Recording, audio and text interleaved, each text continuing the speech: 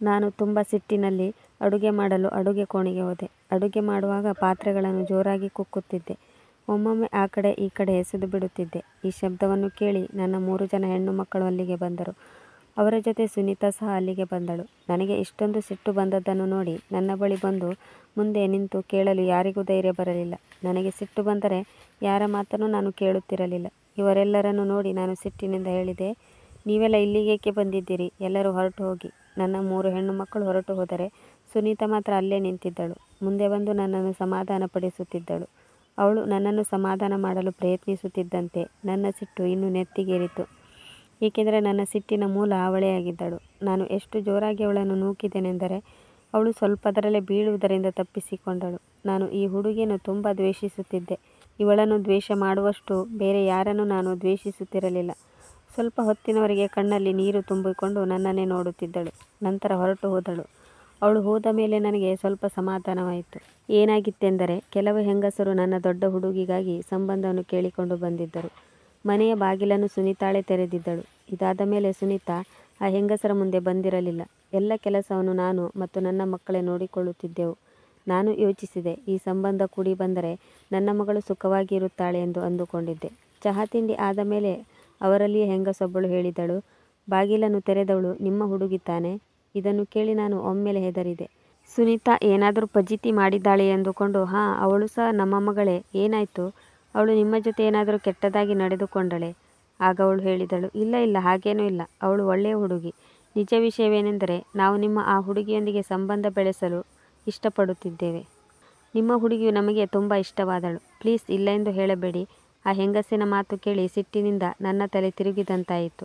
ಹೇಗೋ ಆ ಸಿಟ್ಟನ್ನು ನಾನು ತಡೆದುಕೊಂಡು ಹೇಳಿದೆ, ಹಾಂ, ನಾವು ಯೋಚಿಸಿ ಹೇಳುತ್ತೇವೆ. ಈಗ ತಕ್ಷಣ ನಾವು ಉತ್ತರ ನೀಡಲು ಸಾಧ್ಯವಿಲ್ಲ. ನನ್ನ ಮಾತು ಕೇಳಿ ಆ ಹೆಂಗಸರು ಅಲ್ಲಿಂದ ಹೊರಟು ಹೋದರು. ಈಗ ನನ್ನ ತಲೆ ಓಡುತ್ತಿರಲಿಲ್ಲ. ಆ ಹೆಂಗಸರ ಬಾಯಿ ಮುಚ್ಚಿಸಲೇ ಅಥವಾ ಸುನೀತಾಳ ಕುತ್ತಿಗೆಯನ್ನು ಹಿಚುಕಲೇ? ಆ ನಂತರವೇ ನಾನು ಅಡುಗೆ ಕೋಣೆಗೆ ಬಂದಿದ್ದೆ. ನನ್ನ ಎಲ್ಲ ಸಿಟ್ಟನ್ನು ಪಾತ್ರೆಗಳ ಮೇಲೆ ತೋರಿಸುತ್ತಿದ್ದೆ. ನಾನು ಸುನೀತಾಳನ್ನು ಹಿಡಿದು ಬಾರಿಸಬೇಕು ಎಂದು ಅನಿಸಿತು. ಅವಳಿಗೆ ಹೊಡೆದು ನನ್ನ ಕೋಪವನ್ನು ಶಮನ ಮಾಡಿಕೊಳ್ಳಬೇಕು ಎಂದು ಅನಿಸಿತು. ಆದರೆ ನಾನು ಅಸಹಾಯಕಳಾಗಿದ್ದೆ. ಅವಳು ಚಿಕ್ಕವಳಾಗಿದ್ದರೆ ಅವಳನ್ನು ಹೊಡೆದು ನನ್ನ ಕೋಪವನ್ನು ಶಮನ ಮಾಡಿಕೊಳ್ಳುತ್ತಿದ್ದೆ. ಆದರೆ ಈಗ ಅವಳು ದೊಡ್ಡವಳಾಗಿದ್ದಾಳೆ. ಅವಳ ಮೇಲೆ ಕೈ ಮಾಡಲು ಸಾಧ್ಯವಿಲ್ಲ. ಇದರ ಬದಲಾಗಿ ಅವಳು ನನ್ನ ಮೇಲೆ ಕೈ ಮಾಡಿದರೆ ನನ್ನ ಮರ್ಯಾದೆ ಹೋಗುತ್ತದೆ. ಆದರೆ ಸದ್ಯದ ಪರಿಸ್ಥಿತಿಯಲ್ಲಿ ಅವಳು ನನಗೆ ತುಂಬ ಹೆದರುತ್ತಿದ್ದಳು. ನಾನು ಅವಳನ್ನು ಸರಿಯಾಗಿ ಕಂಟ್ರೋಲ್ನಲ್ಲಿ ಇಟ್ಟಿದ್ದೆ. ಚಿಕ್ಕ ಪುಟ್ಟ ವಿಷಯಕ್ಕೆಲ್ಲ ಅವಳಿಗೆ ಬೈದು ಅವಳನ್ನು ಕಂಟ್ರೋಲ್ನಲ್ಲಿ ಇಟ್ಟಿದ್ದೆ. ಈಗಲೂ ಸಹ ಅವಳನ್ನು ಹಿಂಸಿಸುತ್ತಿದ್ದೆ. ಸಂಜೆಯಾಗುತ್ತಿದ್ದಂತೆ ನಾನು ಕ್ರಮೇಣ ಸರಿಯಾಗಿದ್ದೆ. ಈ ವಿಷಯದಿಂದ ಹೇಗೆ ಪಾರಾಗುವುದು ಎಂದು ಯೋಚಿಸುತ್ತಿದ್ದೆ. ಸ್ವತಃ ನಾನೇ ನಾರ್ಮಲ್ ಆಗಿ ಆ ಮಹಿಳೆಯರಿಗೆ ಕಾಲ್ ಮಾಡಿದೆ. ಅವರಲ್ಲಿ ಕ್ಷಮೆ ಕೇಳುತ್ತಾ ಹೇಳಿದೆ, ನಮ್ಮನ್ನು ಕ್ಷಮಿಸಿ. ನಮ್ಮ ಕುಟುಂಬದಲ್ಲಿ ಒಂದು ಸಾವಾಗಿದೆ. ಆದ್ದರಿಂದ ನಿಮಗೆ ಫೋನ್ ಮಾಡಲು ಸಾಧ್ಯವಾಗಲಿಲ್ಲ. ನಮ್ಮ ಸುನೀತಾಳಿಗೆ ಬೇರೆ ಕಡೆ ಸಂಬಂಧ ಫಿಕ್ಸ್ ಆಗಿದೆ. ಆದ್ದರಿಂದ ನಿಮ್ಮ ಜೊತೆ ಸುನೀತಾಳ ಸಂಬಂಧ ಬೆಳೆಸಲು ಸಾಧ್ಯವಿಲ್ಲ. ನಿಮಗೆ ಇಷ್ಟವಿದ್ದರೆ ಉಳಿದ 3 ಹೆಣ್ಣು ಮಕ್ಕಳಲ್ಲಿ ಯಾರ ಜೊತೆಯಾದರೂ ಸಂಬಂಧ ಬೆಳೆಸಬಹುದು. ನನ್ನ ಮಾತು ಕೇಳಿ ಆ ಹೆಂಗಸು ಹೇಳಿದಳು, ನಮ್ಮನ್ನು ಕ್ಷಮಿಸಿ. ನಮಗೆ ಸುನೀತಾಳೇ ಇಷ್ಟವಾಗಿದ್ದಳು. ಒಂದು ವೇಳೆ ಸುನೀತಾಳ ಸಂಬಂಧ ಬೆಳೆಸಲು ಸಾಧ್ಯವಾಗದಿದ್ದರೆ ಪರವಾಗಿಲ್ಲ. ನಾವು ಬೇರೆ ಕಡೆ ನಮ್ಮ ಮಗನಿಗೆ ಸಂಬಂಧ ಹುಡುಕುತ್ತೇವೆ. ಅವರ ಈ ಮಾತು ಕೇಳಿ ನನ್ನ ಎದೆ ಹತ್ತಿ ಉರಿದಿತ್ತು. ಸಿಟ್ಟಿನಿಂದ ನಾನು ಉರಿದು ಹೋಗಿದ್ದೆ. ಸುನೀತಾಳ ಮೇಲೆ ಇನ್ನೂ ಕೋಪ ಬಂದಿತ್ತು. ಮೊದಲು ಅವಳ ಅಮ್ಮ ನನ್ನ ಹಕ್ಕನ್ನು ಕಿತ್ತುಕೊಳ್ಳಲು ಪ್ರಯತ್ನಿಸಿದಳು. ಈಗ ಇವಳು ನನ್ನ ಮಕ್ಕಳ ಹಕ್ಕನ್ನು ಕಿತ್ತುಕೊಳ್ಳುತ್ತಿದ್ದಾಳೆ. ಸುನೀತಾ ಇದೆಲ್ಲವನ್ನು ಕೇಳುತ್ತಿದ್ದಳು. ನಾನು ಸಿಟ್ಟಿನಿಂದ ಫೋನನ್ನು ಇಟ್ಟೆ. ಏನೇ ಆಗಲಿ ನಾನು ನನ್ನ ಮಕ್ಕಳ ಹಕ್ಕನ್ನು ಸುನೀತಾಳಿಗೆ ಕೊಡುವುದಿಲ್ಲ. ನನ್ನ ಮಕ್ಕಳಿಗೆ ಏನು ಸಿಗಬೇಕೋ ಅದು ಅವರಿಗೆ ಸಿಗಬೇಕು. ನಾನು ಒಂದು ನಿರ್ಧಾರ ಮಾಡಿ ಹೊರಕ್ಕೆ ಬಂದೆ. ಸುನೀತಾ ಹೊರಗಡೆ ಪುಸ್ತಕ ಓದುತ್ತಿದ್ದಳು. ಅವಳು ಇಷ್ಟೊಂದು ಆರಾಮಾಗಿ ನೆಮ್ಮದಿಯಿಂದ ಓದುತ್ತಿರುವುದನ್ನು ನೋಡಿ ನಾನು ಅವಳ ಮೇಲೆ ಕೂಗಾಡಿದೆ. ಆಗ ನಾನು ಹೇಳಿದೆ, ಇಲ್ಲಿ ಕುಳಿತು ಏನು ಓದುತ್ತಿದ್ದೀಯಾ? ಅಲ್ಲಿ ಬಾತ್ರೂಮಿನಲ್ಲಿ ತುಂಬ ಬಟ್ಟೆಗಳು ಬಿದ್ದಿವೆ. ಅದನ್ನು ಯಾರು ಒಗೆಯುತ್ತಾರೆ ಎಂದು ಹೇಳಿ ಅವಳ ಕೈಯಲ್ಲಿದ್ದ ಪುಸ್ತಕವನ್ನು ಪಕ್ಕಕ್ಕೆ ಎಸೆದೆ. ನಾನು ಈ ರೀತಿ ಕೂಗಾಡುವುದನ್ನು ನೋಡಿ ಅವಳು ಒಂದೇ ಸಮನೆ ಹೆದರಿ ಹೋದಳು. ಅವಳ ಕಣ್ಣಿನಲ್ಲಿಯೂ ಸಹ ನೀರು ಬಂದಿತ್ತು. ಅವಳು ಕಷ್ಟಪಟ್ಟು ನಿಯಂತ್ರಿಸಿಕೊಂಡಳು. ನನ್ನ ಮಾತು ಕೇಳಿ ಬಟ್ಟೆಯನ್ನು ಹಾಕಲು ಮುಂದೆ ಬಂದಳು. ಆದರೆ ನಾನು ಅದೇ ಸಿಟ್ಟಿನಲ್ಲೇ ನಿಂತಿದ್ದೆ ಮತ್ತು ಅವಳ ಕಡೆಗೆ ನೋಡುತ್ತಿದ್ದೆ. ಅವಳು ಅಳಲು ಶುರು ಮಾಡುವುದಕ್ಕಿಂತ ಮೊದಲೇ ನಾನು ನನ್ನ ಸಿಟ್ಟನ್ನು ನಿಯಂತ್ರಿಸಿಕೊಂಡೆ. ಏಕೆಂದರೆ ನನ್ನ ಆ ಸಮಯ ನನಗೆ ಈಗ ನೆನಪಾಯಿತು. ನನ್ನ ಗಂಡನ ಮುಂದೆ ನಾನು ಅವರ ಕಾಲು ಹಿಡಿದುಕೊಂಡು ಅಳುತ್ತಿದ್ದೆ ಮತ್ತು ಅವರಿಗೆ ಹೇಳುತ್ತಿದ್ದೆ, ರಾಮು ಪ್ಲೀಸ್ ಮತ್ತೊಂದು ಮದುವೆ ಮಾಡಿಕೊಳ್ಳಬೇಡ. ನಮಗೆ ಸ್ವಂತ ಹೆಣ್ಣು ಮಕ್ಕಳಿದ್ದಾರೆ. ಅವರು ಏನು ತಿಳಿದುಕೊಳ್ಳಬಹುದು. ಅವರ ಬಗ್ಗೆ ಒಮ್ಮೆಯಾದರೂ ಯೋಚಿಸು. ಆದರೆ ಅವನು ನನ್ನ ಒಂದು ಮಾತನ್ನು ಕೇಳಲಿಲ್ಲ. ನನ್ನನ್ನು ತುಂಬ ದ್ವೇಷಿಸುತ್ತಾ ಹೇಳಿದನು, ಏಯ್, ನೀನು ನನ್ನ ಹೆಂಡತಿ. ಹೆಂಡತಿಯಂತೆ ಇರು. ನನ್ನ ತಲೆಯ ಮೇಲೆ ಕುಳಿತುಕೊಳ್ಳಲು ಬರಬೇಡ.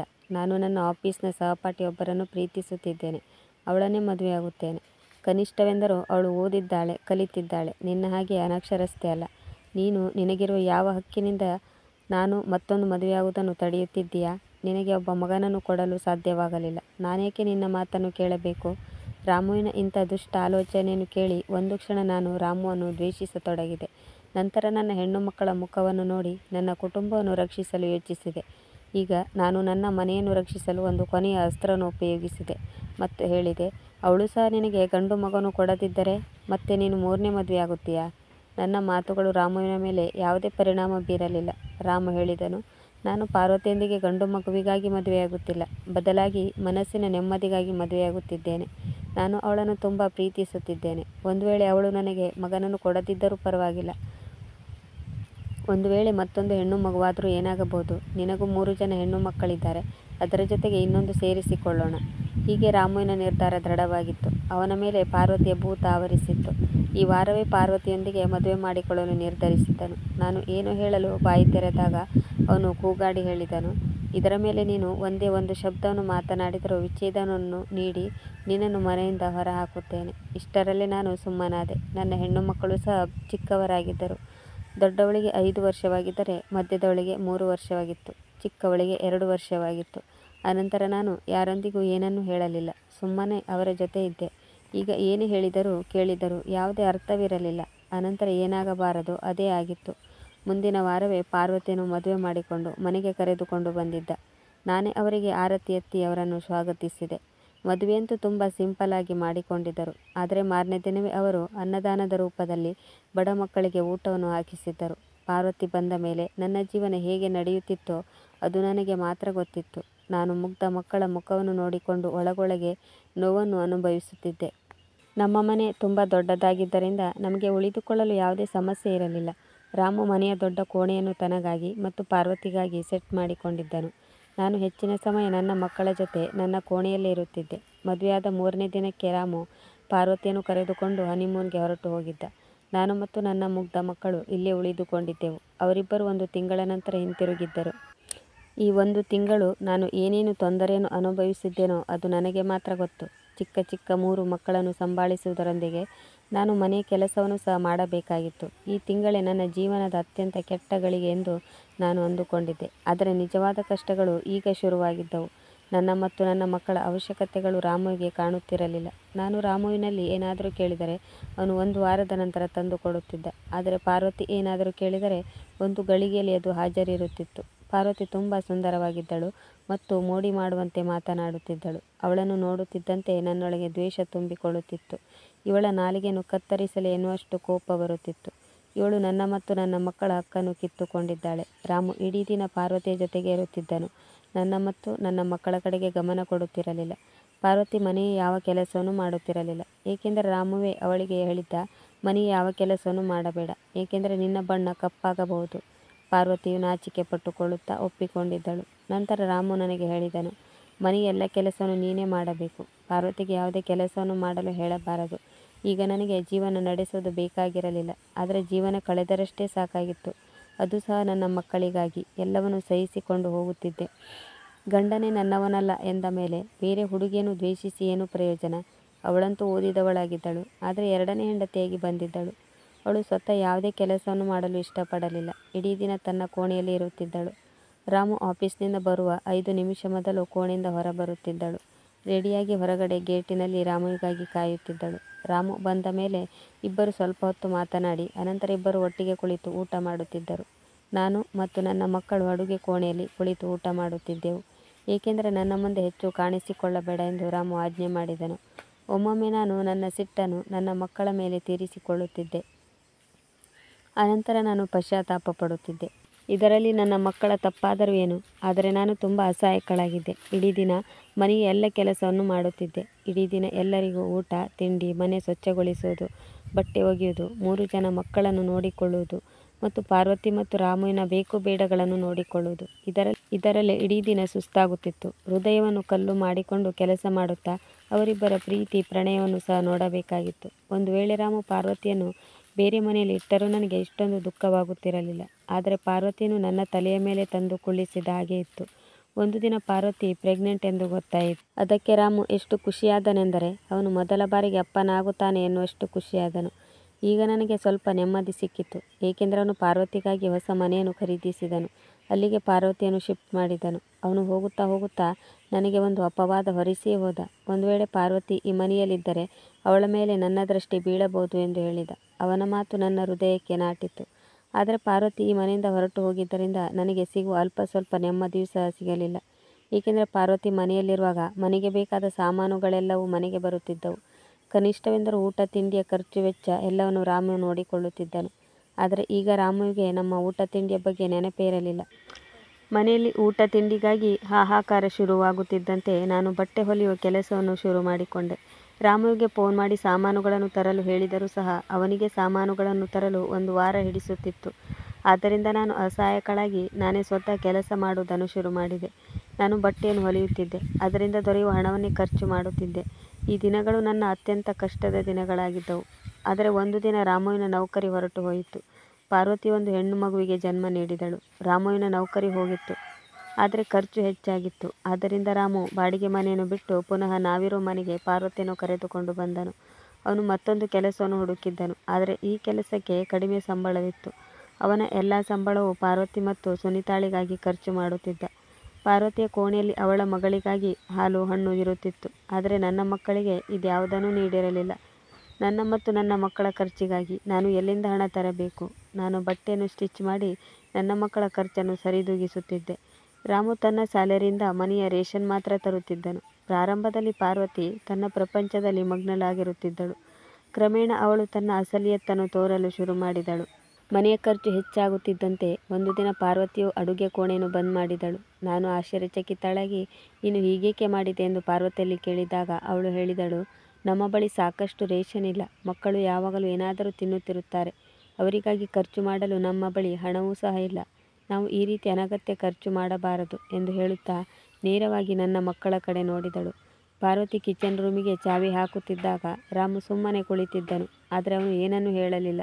ನಾನು ಇದೆಲ್ಲ ಏನು ಎನ್ನುವ ರೀತಿಯಲ್ಲಿ ಅವನ ಕಡೆ ನೋಡಿದಾಗ ಅವನು ತಲೆ ತಗ್ಗಿಸಿದನು ಮತ್ತು ಹೇಳಿದನು, ಆದರೆ ಖರ್ಚು ವೆಚ್ಚ ಹೆಚ್ಚಾಗಿದೆ. ನಾವು ಯೋಚಿಸಿ ಖರ್ಚು ಮಾಡಬೇಕಾಗುತ್ತದೆ. ಆಗ ನಾನು ಹೇಳುತ್ತಾ ಹೋದೆ, ನಾನೇ ಸ್ವತಃ ಹಣವನ್ನು ಸಂಪಾದಿಸುತ್ತೇನೆ. ನನ್ನ ಮಕ್ಕಳಿಗಾಗಿ ನಾನೇ ಖರ್ಚು ಮಾಡುತ್ತೇನೆ. ಆದರೆ ಪಾರ್ವತಿಯು ಅನವಶ್ಯಕವಾಗಿ ಹೆಚ್ಚು ಖರ್ಚು ಮಾಡುತ್ತಾಳೆ. ಅನವಶ್ಯಕವಾಗಿ ಎಷ್ಟೊಂದು ಫ್ರೂಟ್ಸ್ ಅವಳ ಕೋಣೆಯಲ್ಲಿ ಬಿದ್ದಿರುತ್ತವೆ ಎಂದು ನಾನು ಇಷ್ಟೆಲ್ಲ ಹೇಳಿದರೂ ನಾನು ನನ್ನ ಗಂಡನಿಗೆ ಹೆದರುತ್ತಿದ್ದೆ. ನನ್ನ ಸಮಾಧಾನಕ್ಕಾಗಿ ನನ್ನದೇನೂ ತಪ್ಪಿಲ್ಲದಿದ್ದರೂ ನಾನು ಸುಮ್ಮನಿರಬೇಕಾಯಿತು. ಇದೇ ನನ್ನ ದೊಡ್ಡ ತಪ್ಪಾಗಿತ್ತು. ಇದು ಇಷ್ಟಕ್ಕೆ ಮುಗಿಯಲಿಲ್ಲ. ಪಾರ್ವತಿಯು ನನ್ನ ಮಕ್ಕಳನ್ನು ಪ್ರೈವೇಟ್ ಸ್ಕೂಲಿನಿಂದ ತೆಗೆದು ಸರ್ಕಾರಿ ಶಾಲೆಗೆ ಸೇರಿಸಿದಳು ಮತ್ತು ತನ್ನ ಮಗಳು ಸುನೀತಾಳನ್ನು ಪ್ರೈವೇಟ್ ಸ್ಕೂಲಿನಲ್ಲಿ ಅಡ್ಮಿಷನ್ ಮಾಡಿಸಿದಳು. ನಾನು ರಾಮುವಿನಲ್ಲಿ ಇದರ ಬಗ್ಗೆ ಮಾತನಾಡಿದಾಗ ರಾಮು ಹೇಳಿದನು, ಪಾರ್ವತಿ ಮಾಡಿದ್ದು ಸರಿಯಾಗಿದೆ. ಈಗ ನಿನ್ನ ಮಕ್ಕಳು ಸರ್ಕಾರಿ ಶಾಲೆಯಲ್ಲಿಯೂ ಸಹ ಓದಲು ಅರ್ಹರಾಗಿದ್ದಾರೆ. ಆದರೆ ಸುನೀತಾ ಇನ್ನೂ ಎಳಸು, ಬುದ್ಧಿ ಬೆಳೆದಿಲ್ಲ. ಈಗಿನಿಂದಲೇ ಅವಳನ್ನು ಸರ್ಕಾರಿ ಶಾಲೆಗೆ ಸೇರಿಸಿದರೆ ಅವಳು ಇನ್ನೂ ಡಲ್ ಆಗಬಹುದು. ಏನಾದರೂ ಹಬ್ಬ ಹರಿದಿನಗಳಾದರೆ ನನ್ನ ಮಕ್ಕಳಿಗಾಗಿ ನಾನು ಹೇಗಾದರೂ ಮಾಡಿ ಬಟ್ಟೆಯನ್ನು ಹೊಲಿದು ಕೊಡುತ್ತಿದ್ದೆ. ಆದರೆ ಸುನೀತಾಗಾಗಿ ಮ್ಯಾಚಿಂಗ್ ಚಪ್ಪಲ್, ಮ್ಯಾಚಿಂಗ್ ಬಳೆಗಳು ಮತ್ತು ಮ್ಯಾಚಿಂಗ್ ಆಭರಣಗಳು ಎಲ್ಲವೂ ಬರುತ್ತಿದ್ದವು. ಇದನ್ನು ನೋಡಿ ನನ್ನ ಮಕ್ಕಳಿಗೆ ಕೀಳು ಭಾವನೆ ಬಂದಿತ್ತು. ಇದನ್ನು ನೋಡಿ ನನ್ನ ಮಕ್ಕಳು ನನ್ನಲ್ಲಿ ಕೇಳುತ್ತಿದ್ದರು, ಅಮ್ಮ, ಸುನೀತಾಳಂತೂ ಒಳ್ಳೊಳ್ಳೆಯ ಬಟ್ಟೆಯನ್ನು ತೊಡುತ್ತಾಳೆ, ನಮಗೆ ಒಳ್ಳೆಯ ಬಟ್ಟೆ ಇಲ್ಲ. ಸುನೀತಾಳ ಅಮ್ಮನೂ ಸಹ ಇಷ್ಟೊಂದು ಒಳ್ಳೆಯ ಬಟ್ಟೆ, ಇಷ್ಟೊಂದು ಆಭರಣಗಳನ್ನು ತೊಡುತ್ತಾಳೆ, ಮತ್ತೆ ನೀವೇಕೆ ತೊಡುವುದಿಲ್ಲ ಎಂದು ಅವರು ನನ್ನಲ್ಲಿ ಕೇಳಿದಾಗ ನಾನು ಅವರಿಗೆ ಬೈದು ಸುಮ್ಮನಾಗಿಸುತ್ತಿದ್ದೆ. ಏಕೆಂದರೆ ಈ ಪ್ರಶ್ನೆಗೆ ನನ್ನ ಬಳಿ ಉತ್ತರವಿರಲಿಲ್ಲ. ನನ್ನ ಮಕ್ಕಳ ಅವಶ್ಯಕತೆಗಳನ್ನು ನೋಡಿಕೊಳ್ಳುತ್ತಾ ನಾನು ಇನ್ನೂ ಹೆಚ್ಚು ಹೆಚ್ಚು ಬಟ್ಟೆಗಳನ್ನು ಹೊಲಿಯುತ್ತಿದ್ದೆ. ಆದರೆ ನನ್ನ ಮಕ್ಕಳಿಗೂ ಮತ್ತು ಸುನೀತಾಳಲ್ಲಿ ಇರುವ ಅಂತರವನ್ನು ನಾನು ಸರಿದೂಗಿಸಲು ಸಾಧ್ಯವಾಗಲಿಲ್ಲ. ಆದರೆ ಆಳವನ್ನು ಮುಚ್ಚಲಷ್ಟೇ ನಾನು ಸಫಲವಾಗಿದ್ದೆ. ಬರುತ್ತಾ ನನ್ನ ಮಕ್ಕಳಿಗೆ ತನ್ನ ಅಪ್ಪನಲ್ಲಿ ದ್ವೇಷ ಹುಟ್ಟತೊಡಗಿತ್ತು. ಏಕೆಂದರೆ ಪಾರ್ವತಿ ಎಂಬ ಸರ್ಪವನ್ನು ನಮ್ಮ ಅಪ್ಪನೇ ನಮ್ಮ ಮನೆಗೆ ತಂದು ಕೂರಿಸಿದ್ದಾನೆ ಎಂದು ಅವರಿಗೆ ಅರ್ಥವಾಗಿತ್ತು.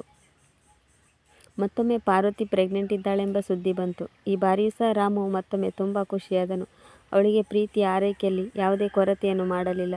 ಮೊದಲಿನಂತೆ ಪಾರ್ವತಿಯನ್ನು ಚೆನ್ನಾಗಿ ನೋಡಿಕೊಳ್ಳುತ್ತಿದ್ದನು. ಆದರೆ ಭಗವಂತನ ನಿರ್ಣಯವೇ ಬೇರೆಯಾಗಿತ್ತು.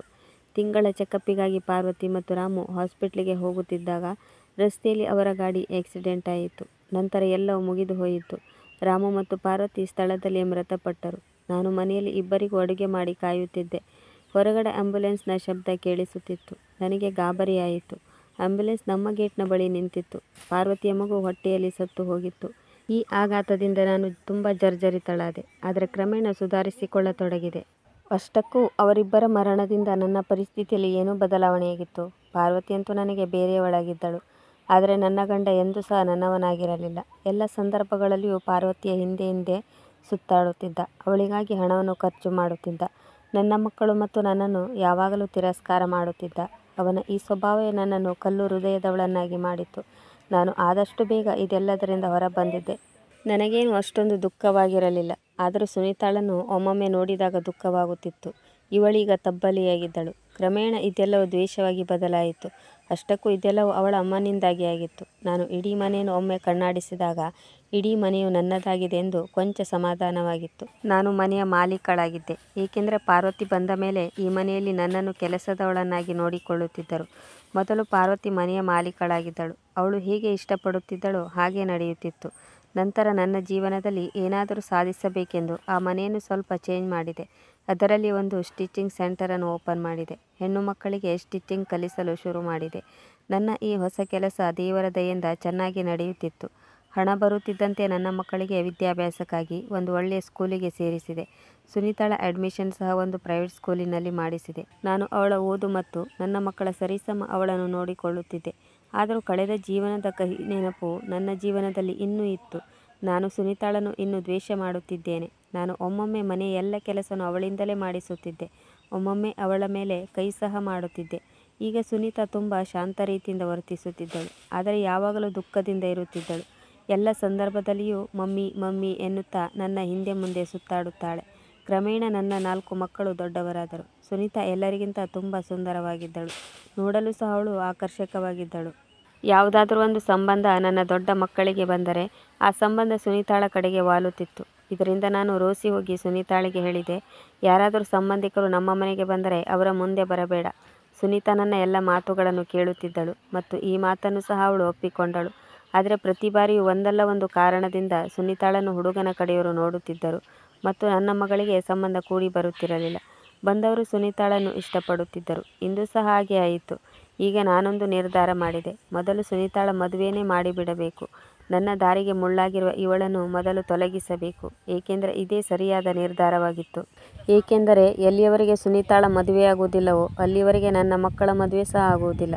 ಆದ್ದರಿಂದ ಸುನೀತಾಳಿಗಾಗಿ ಈಗ ನಾನು ಸಂಬಂಧವನ್ನು ಹುಡುಕಲು ಶುರು ಮಾಡಿದೆ.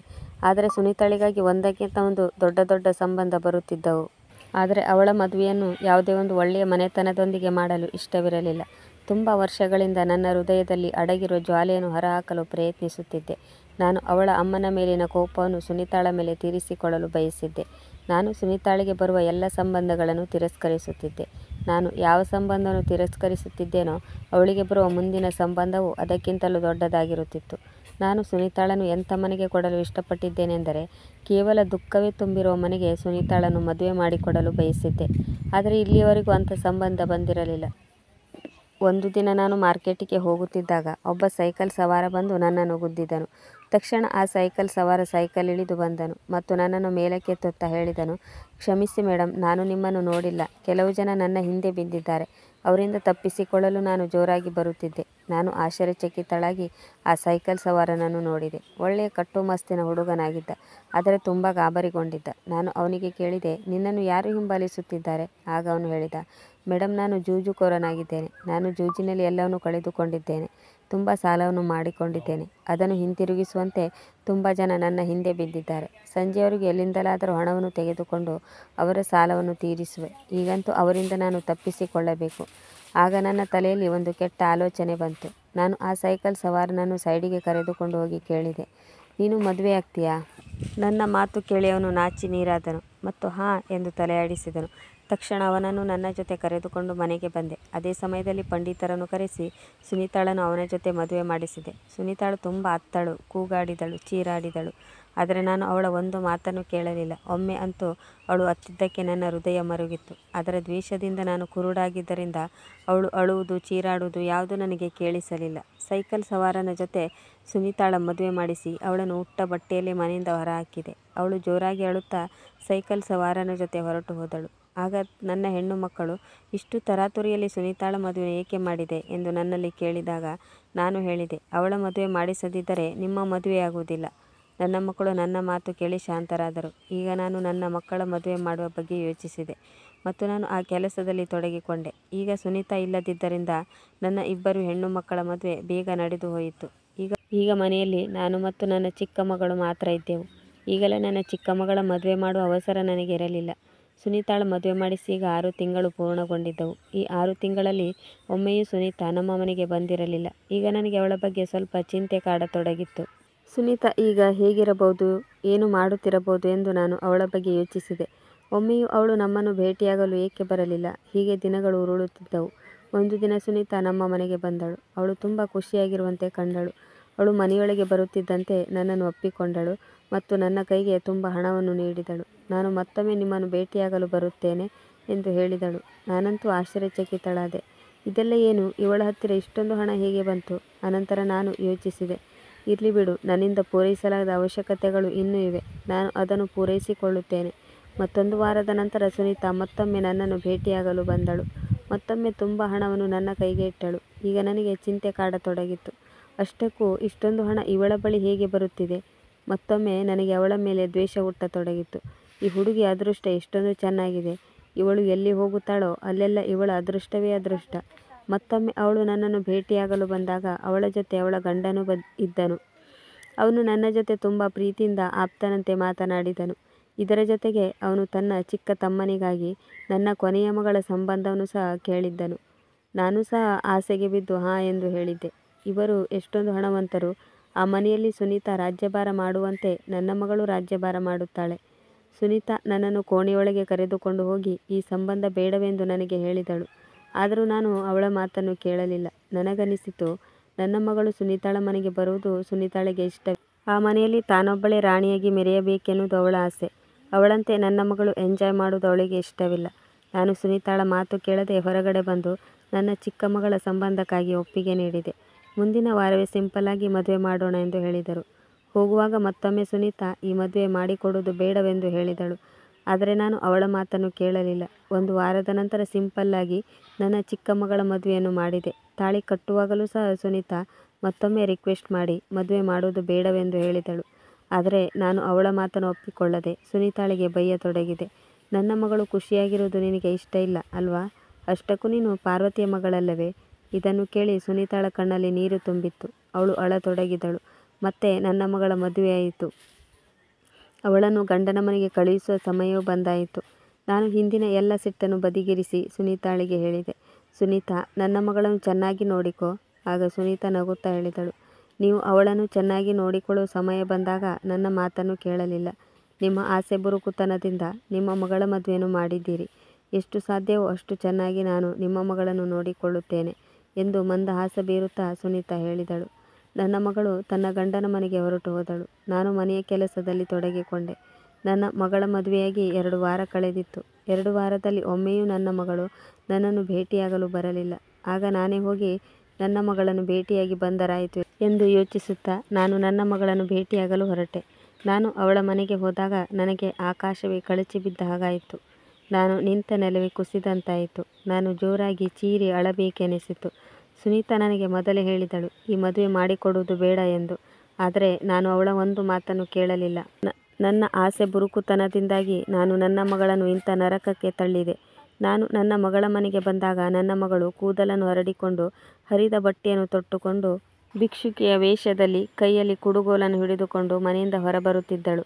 ನನ್ನನ್ನು ನೋಡುತ್ತಲೇ ಅವಳು ಓಡಿ ಬಂದು ನನ್ನನ್ನು ಅಪ್ಪಿಕೊಂಡಳು ಮತ್ತು ಹೇಳಿದಳು, ನೀವು ನನ್ನನ್ನು ಯಾವ ನರಕಕ್ಕೆ ತಳ್ಳಿದ್ದೀರಿ? ಈ ಜನರು ನನ್ನನ್ನು ಹೊಡೆಯುತ್ತಾರೆ, ಬಡಿಯುತ್ತಾರೆ ಮತ್ತು ನನ್ನಿಂದ ಭಿಕ್ಷೆ ಬೇಡಿಸುತ್ತಾರೆ. ಇದನ್ನು ಕೇಳಿ ನನ್ನ ಬಾಯಿಂದ ಮಾತೇ ಹೊರಡಲಿಲ್ಲ. ಆಗ ಸುನೀತಾಳು ಸಹ ಇವಳಿಗಿಂತ ಕೆಟ್ಟ ಪರಿಸ್ಥಿತಿಯಲ್ಲಿ ಆ ಮನೆಯಿಂದ ಹೊರಬಂದಳು. ಆಗ ನಾನು ಹೇಳಿದೆ, ನೀನು ನನ್ನ ಮಗಳ ಬಾಳನ್ನು ಹಾಳು ಮಾಡಿದೆ. ನೀನು ನನಗೆ ಮೊದಲೇ ಏಕೆ ಹೇಳಲಿಲ್ಲ? ನಾನು ನಿಮಗೆ ಹೇಳುವ ಪ್ರಯತ್ನ ಮಾಡಿದ್ದೆ, ಆದರೆ ನಾನು ನಿಮಗೆ ಓಪನ್ ಆಗಿ ಹೇಳುವ ಹಾಗಿರಲಿಲ್ಲ. ಈ ಜನರು ತುಂಬ ಕ್ರೂರಿಗಳು. ಎಲ್ಲ ಸಂದರ್ಭಗಳಲ್ಲಿಯೂ ನಮ್ಮ ಮೇಲೆ ನಿಗಾ ಇಡುತ್ತಾರೆ. ನಾನು ನಿಮಗೆ ತುಂಬ ಬಾರಿ ಬೇಡವೆಂದು ಹೇಳಿದ್ದರೂ ಸಹ ನೀವು ಹಣದ ಆಸೆಯಿಂದ ಈ ಕೆಲಸವನ್ನು ಮಾಡಿದ್ದೀರಿ. ಇವರದೊಂದು ತುಂಬ ದೊಡ್ಡ ಗ್ಯಾಂಗ್ ಇದೆ. ಮೇಲಿನವರೆಗೂ ಇವರ ಕೈವಾಡವಿದೆ. ನಮ್ಮ ಜೊತೆಗೆ ಇನ್ನೂ ಅನೇಕ ಹುಡುಗಿಯರು ಸಿಕ್ಕಿ ಹಾಕಿಕೊಂಡಿದ್ದಾರೆ. ನೀವು ಇಲ್ಲಿಂದ ಆದಷ್ಟು ಬೇಗ ಹೊರಟು ಹೋಗಿ, ಇಲ್ಲಾಂದರೆ ಇವರಿಗೆ ಗೊತ್ತಾದರೆ ನಮಗೆ ಇಲ್ಲಿ ಅಪಾಯವಾಗ. ನೀವು ಎಲ್ಲಕ್ಕೂ ಮೊದಲು ಪೊಲೀಸ್ ಸ್ಟೇಷನ್ಗೆ ಹೋಗಿ ನೀವು ನಮ್ಮ ಬಗ್ಗೆ ಎಲ್ಲವನ್ನು ಹೇಳಿ. ಇವರು ನಮ್ಮಿಂದ ಭಿಕ್ಷೆ ಬೇಡಿಸುತ್ತಾರೆ. ಸುನೀತಾ ನನ್ನನ್ನು ಅಲ್ಲೇ ಬಿಟ್ಟು ನನ್ನ ಮಗಳನ್ನು ಕರೆದುಕೊಂಡು ಅಲ್ಲಿಂದ ಹೊರಟು ಹೋಗಿದ್ದಳು. ನನಗೆ ಈಗ ನನ್ನ ಕಾಲಿನ ಮೇಲೆ ನಾನೇ ಕಲ್ಲು ಚಪ್ಪಡಿ ಎಳೆದುಕೊಂಡ ಹಾಗೆ ಭಾಸವಾಯಿತು. ಹಾಗೋ ಹೀಗೋ ಮಾಡಿ ನಾನು ಪೊಲೀಸ್ ಸ್ಟೇಷನ್ಗೆ ಬಂದು ತಲುಪಿದೆ. ನಾನು ಪೊಲೀಸರಿಗೆ ಎಲ್ಲ ಕಥೆಯನ್ನು ಹೇಳಿದೆ. ಮೊದಲಿಗೆ ಪೊಲೀಸರು ನನ್ನ ಮಾತನ್ನು ಒಪ್ಪಿಕೊಳ್ಳಲು ತಯಾರಿರಲಿಲ್ಲ. ನಾನು ತುಂಬ ರಿಕ್ವೆಸ್ಟ್ ಮಾಡಿಕೊಂಡ ಮೇಲೆ ನನ್ನ ಜೊತೆ ಆ ಜಾಗಕ್ಕೆ ಬರಲು ಒಪ್ಪಿಗೆ ನೀಡಿದರು. ಅವರ ಅಡ್ಡೆಯ ಮೇಲೆ ದಾಳಿ ಮಾಡಿ ಅವರನ್ನು ಬಂಧಿಸಲಾಯಿತು. ತುಂಬ ಹುಡುಗಿಯರನ್ನು ಇಟ್ಟುಕೊಂಡು ಅವರ ಜೊತೆ ಭಿಕ್ಷೆಯನ್ನು ಬೇಡಿಸುತ್ತಿದ್ದರು. ಎಲ್ಲರನ್ನೂ ಪೊಲೀಸರು ಬಂಧಿಸಿದರು. ಆದರೆ ಕೆಲವರು ಇನ್ನೂ ಬಾಕಿ ಉಳಿದಿದ್ದರು. ಪೊಲೀಸರು ಅವರಿಗಾಗಿ ಇನ್ನೂ ಹುಡುಕುತ್ತಿದ್ದರು. ತುಂಬ ಜನ ಹುಡುಗಿಯರು ಈ ನರಕದಿಂದ ಈಗ ಮುಕ್ತರಾಗಿದ್ದರು. ನಾನು ನನ್ನ 2 ಹೆಣ್ಣು ಮಕ್ಕಳನ್ನು ಮನೆಗೆ ಕರೆದುಕೊಂಡು ಬಂದೆ. ಈಗ ನನಗೆ ಅರ್ಥವಾಗಿತ್ತು. ನಾನು ಸೇಡಿನ ಜ್ವಾಲೆಯಿಂದ ಕುರುಡಾಗಿ ಹೋಗಿದ್ದೆ. ಸುನೀತಾಳೊಂದಿಗೆ ನನ್ನ ಸ್ವಂತ ಮಗಳ ಜೀವನವನ್ನು ಸಹ ಹಾಳು ಮಾಡಿದ್ದೆ. ಒಂದು ವೇಳೆ ನಾನು ಏನಾದರೂ ಹೇಳಬೇಕೆಂದಿದ್ದರೆ, ಜಗಳ ಮಾಡಬೇಕೆಂದಿದ್ದರೆ, ನನ್ನ ಸಿಟ್ಟನ್ನು ಹೊರಹಾಕಬೇಕೆಂದಿದ್ದರೆ ನಾನು ರಾಮುವಿಗೆ ಹೇಳಬೇಕಾಗಿತ್ತು. ಆದರೆ ಇದರಲ್ಲಿ ಸುನೀತಾಳ ತಪ್ಪೇನಿದೆ? ಅವಳಂತೂ ಅಮಾಯಕ ಹುಡುಗಿಯಾಗಿದ್ದಳು. ಎಲ್ಲ ಸಮಯದಲ್ಲೂ ಮಮ್ಮಿ ಮಮ್ಮಿ ಎಂದು ಕರೆಯುತ್ತಾ ನನ್ನ ಹಿಂದೆ ಮುಂದೆ ತಿರುಗುತ್ತಿದ್ದಳು. ನಾನು ಹೊಡೆದರೆ ಹೊಡೆಸಿಕೊಳ್ಳುತ್ತಿದ್ದಳು. ನನ್ನ ಬೈಗುಳಗಳನ್ನು ಸಹಿಸಿಕೊಳ್ಳುತ್ತಿದ್ದಳು ಮತ್ತು ಮನೆಯ ಎಲ್ಲ ಕೆಲಸವನ್ನು ಮಾಡುತ್ತಿದ್ದಳು. ನಾನು ಇಂಥ ಅಮಾಯಕ ಹುಡುಗಿಯ ಮೇಲೆ ನನಗೆ ಗೊತ್ತಿದ್ದು ತಪ್ಪು ಮಾಡಿದೆ. ಅದಕ್ಕಾಗಿ ಭಗವಂತ ನನ್ನ ಮಗಳಿಗೂ ಸಹ ಈ ರೀತಿ ಮಾಡಿದ್ದನು. ಈಗ ನನ್ನ 2 ಮಕ್ಕಳು ನನ್ನ ಜೊತೆ ಇದ್ದಾರೆ. ನನಗೆ ಅಷ್ಟೇ ಸಾಕು. ನಾನು ಮೊದಲ ಬಾರಿಗೆ ಅವಳ ಅಮ್ಮನಾಗಿ ಸುನೀತಾಳನ್ನು ಅಪ್ಪಿಕೊಂಡೆ. ಅವಳ ಕಣ್ಣಿನಲ್ಲಿಯೂ ಸಹ ಖುಷಿಯ ಕಂಬನಿ ಮಿಡಿಯಿತು. ಪ್ರಿಯ ವೀಕ್ಷಕರೇ, ಈ ಕತೆ ನಿಮಗೆ ಇಷ್ಟವಾಗಿದ್ದಲ್ಲಿ ಇದಕ್ಕೊಂದು ಲೈಕ್ ಕೊಡಿ, ಕಮೆಂಟ್ ಮಾಡಿ, ಶೇರ್ ಮಾಡಿ ಮತ್ತು ಸಬ್ಸ್ಕ್ರೈಬ್ ಮಾಡಲು ಮರೆಯದಿರಿ. ಮುಂದಿನ ಕಥೆಯೊಂದಿಗೆ ಮತ್ತೆ ಭೇಟಿಯಾಗೋಣ. ಕತೆ ಕೇಳಿದ್ದಕ್ಕೆ ಧನ್ಯವಾದಗಳು.